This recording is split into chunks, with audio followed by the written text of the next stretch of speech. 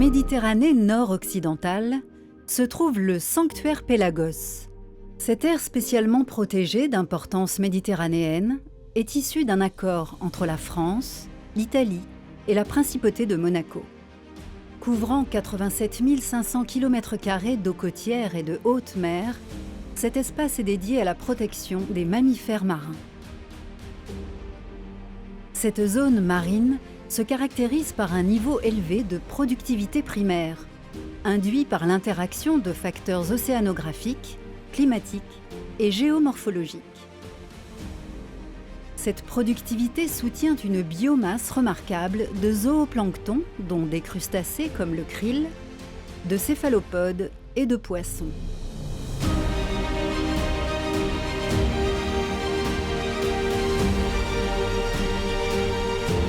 À son tour, cette biomasse attire divers prédateurs, dont les cétacés. Le sanctuaire représente un habitat adapté aux besoins de reproduction et d'alimentation des espèces de cétacés régulièrement présentes en mer Méditerranée. Le peuplement régulier comprend 8 espèces: le rorqual commun, le cachalot, le globicéphale noir, le dauphin de Risso, le grand dauphin, le dauphin bleu et blanc, la baleine à bec de Cuvier et le dauphin commun. Le rorqual commun et le dauphin bleu et blanc sont les plus abondants.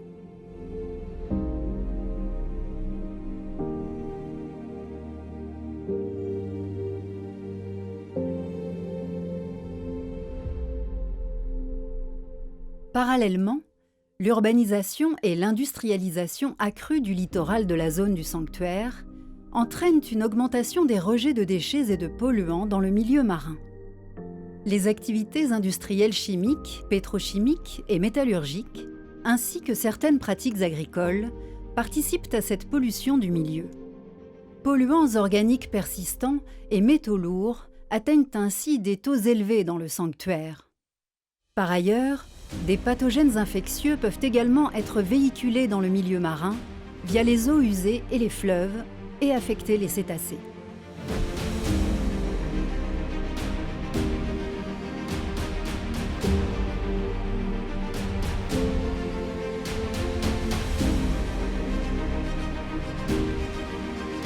C'est un projet qui a été lancé en 2018 pour une période d'un peu plus de 2 ans dans le cadre de l'appel à partenariat international du sanctuaire Pélagos. Il est coordonné par le GIS3M et il est mené en partenariat avec le GESEM, l'École nationale vétérinaire de Lyon, le laboratoire départemental vétérinaire de l'Hérault et Credima, qui est le centre de référence en Italie pour l'étude et le diagnostic des cétacés échoués.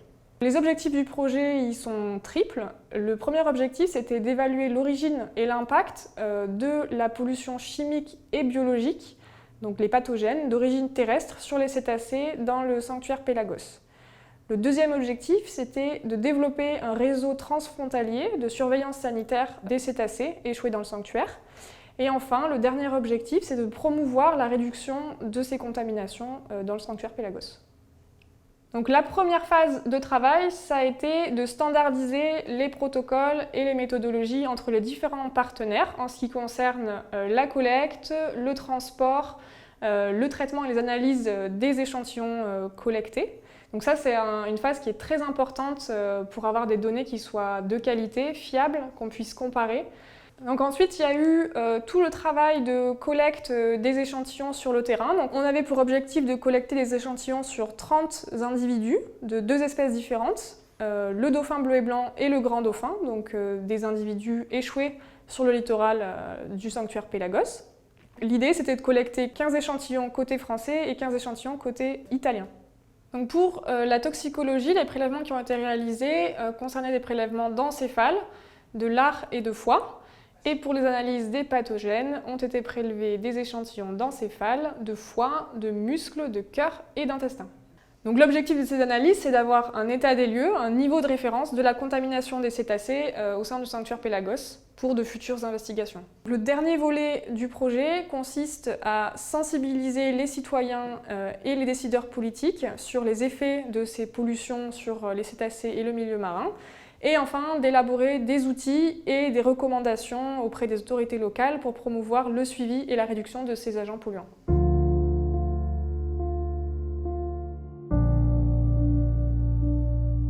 Les cétacés sont vulnérables à la pollution. Ces prédateurs, situés au sommet de la chaîne alimentaire, ingurgitent des quantités importantes de polluants via leur alimentation. Ce phénomène, appelé biomagnification, correspond à l'augmentation de la concentration en polluants le long de la chaîne alimentaire. Là où les proies sont exposées à de faibles doses, les superprédateurs peuvent être exposés à de fortes doses des mêmes produits toxiques.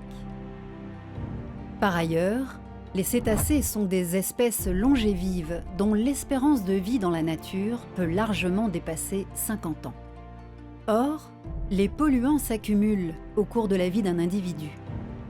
La concentration en polluants dans un organisme est ainsi liée à différents facteurs, comme l'âge, le sexe, le statut reproducteur et le régime alimentaire.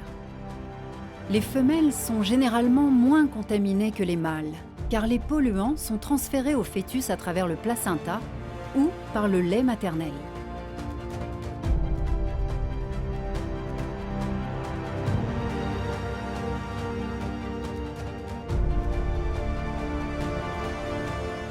Je travaille en toxicologie de l'environnement et je m'intéresse aux contaminations des animaux sauvages depuis plus de 20 ans, en particulier par les pesticides et les contaminants.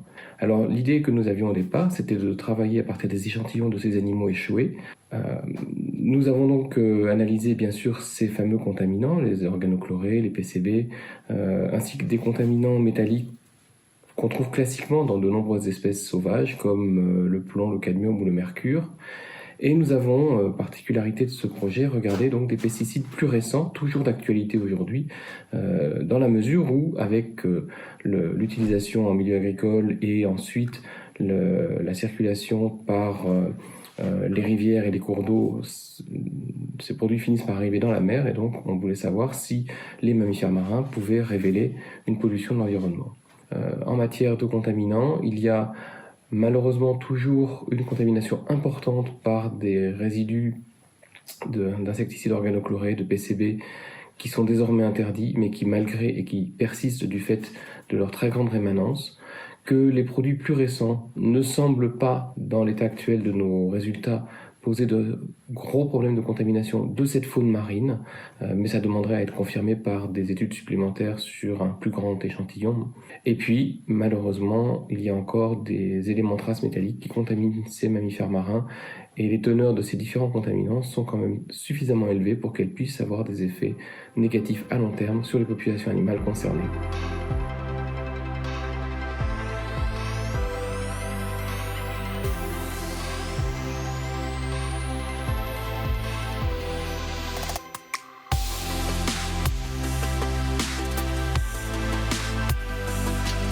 Nell'ambito del progetto, come gruppo del CREDIMA, ci siamo occupati delle indagini diagnostiche sui contaminanti biologici di origine terrestre nei cetacei, ovvero degli agenti infettivi come virus, batteri, protozoi che normalmente sono associati a mammiferi terrestri, compreso l'uomo, che in anni recenti sono stati comunque riconosciuti come causa di infezione anche grave in cetacei spiaggiati.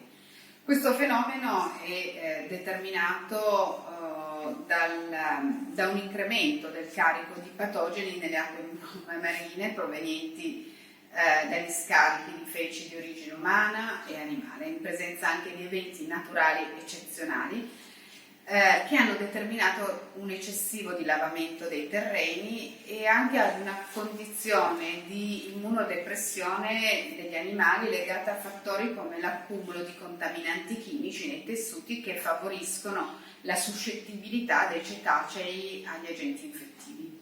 È stato stabilito un protocollo standardizzato di campionamento per le indagini batteriologiche, biomolecolari e istologiche, in particolare quelle neuropatologiche, da applicare ai cetacei spiaggiati lungo le coste liguri e francesi del santuario Pelagos, mirato a svelare l'impatto di alcuni patogeni considerati emergenti.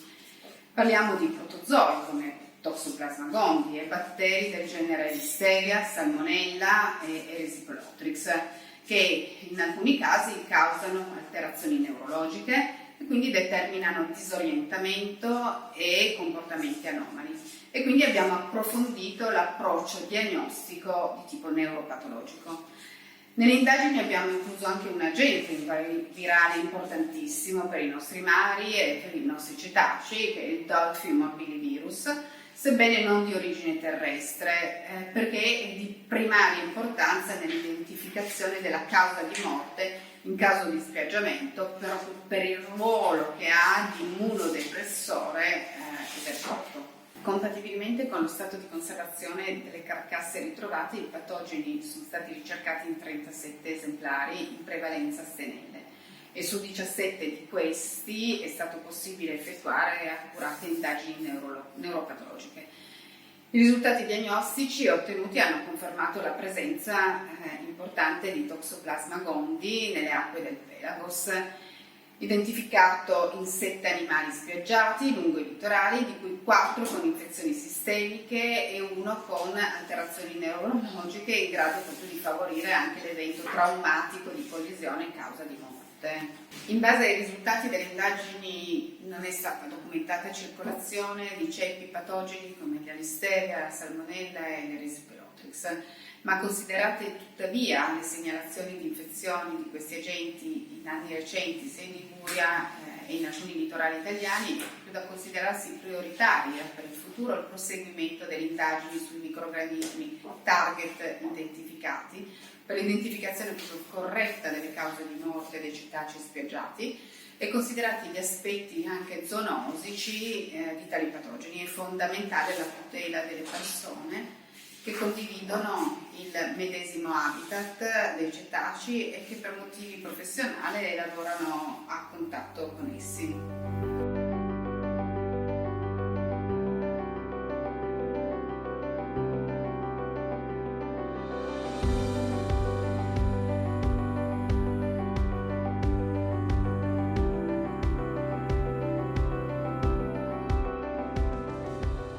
Le laboratoire dépend du département de l'Hérault et c'est un outil technique pour la surveillance sanitaire des territoires, de la fourche à la fourchette, mais également de l'environnement. L'objectif de ce travail, c'était de mieux caractériser la dissémination des bactéries résistantes aux antibiotiques dans l'environnement, ici en l'occurrence chez les mammifères marins. La résistance aux antibiotiques, c'est un phénomène qui est naturel, mais qui est amplifié par certaines pratiques, notamment des mauvais usages des antibiotiques, ou des mauvaises pratiques, par exemple en élevage. Alors pour ce travail, nous avons recherché particulièrement la bactérie Escherichia coli, qui est une bactérie normale de la flore digestive des animaux à sang chaud et des humains, mais qui peut occasionnellement être pathogène dans certains cas pour les animaux et les humains. C'est aussi un indicateur de contamination fécale du milieu, et donc à ce titre, c'est un très bon indicateur bactérien pour évaluer la dissémination des bactéries résistantes aux antibiotiques dans l'environnement. Il peut être également utilisé comme outil de surveillance en matière de santé publique. Donc le principe, c'est de rechercher à partir de prélèvements de dauphins cette bactérie Escherichia coli, donc le plus souvent des prélèvements d'intestin.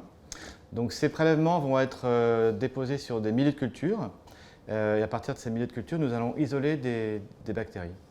Et une fois que nous aurons isolé ces bactéries, nous testons leur sensibilité aux antibiotiques, à peu près à 16 antibiotiques en moyenne. Et ces antibiotiques sont représentatifs des classes les plus fréquemment utilisées chez l'homme comme chez l'animal. Notre étude a permis de démontrer une résistance significative d'Escherichia coli isolée de dauphins à certains antibiotiques, notamment des antibiotiques pour lesquels on observe aussi des résistances chez l'homme et chez l'animal, comme par exemple l'amoxicilline et la tétracycline. Nous avons également identifié des pistes d'amélioration méthodologique qui permettront d'améliorer les protocoles pour des études ultérieures. Donc l'environnement, il peut être à la fois pollué par des bactéries résistantes aux antibiotiques qui sont émises par des productions terrestres d'origine humaine ou animale, mais il peut également être contaminé par des contaminations résiduelles d'antibiotiques qui vont contribuer à la sélection de résistance dans le milieu. Et ces résistances vont pouvoir se transmettre entre espèces bactériennes dans le milieu. Donc à ce titre, la faune sauvage peut représenter une voie de dissémination des bactéries résistantes aux antibiotiques, mais aussi quelque part représenter une sentinelle de cette contamination.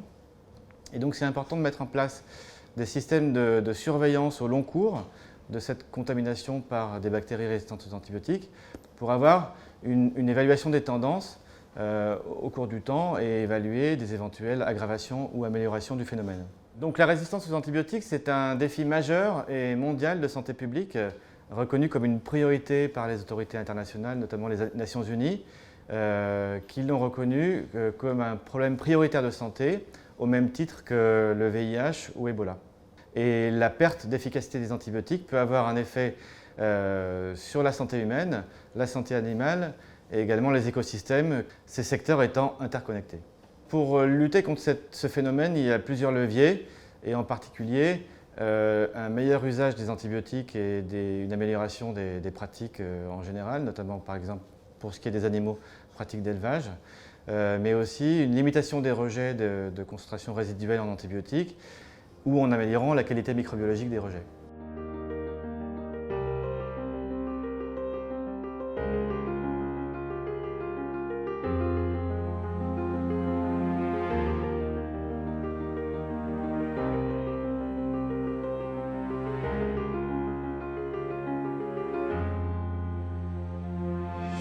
Per mitigare l'inquinamento di origine terrestre sono possibili varie strategie. È innanzitutto necessario il coinvolgimento delle amministrazioni pubbliche che si occupino del rispetto delle norme vigenti e eventualmente anche di introdurre nuove norme come quelle recentemente introdotte con il divieto dell'uso di plastiche non riciclabili.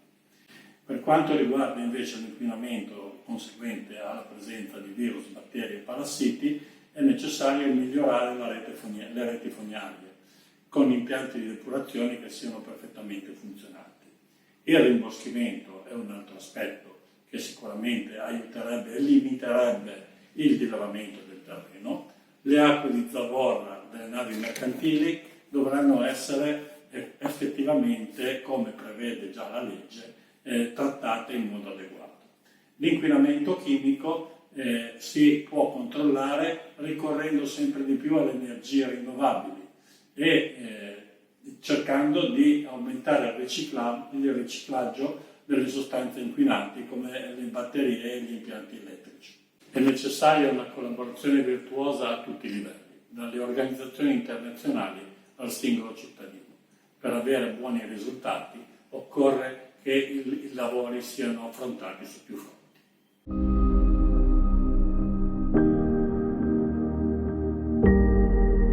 Nous devons prendre conscience de l'impact que nos actions et nos modes de vie peuvent avoir sur notre environnement. Nous, autant que les autres espèces animales, sommes dépendants du bon état de l'environnement dans lequel nous vivons. Il est notre source de vie.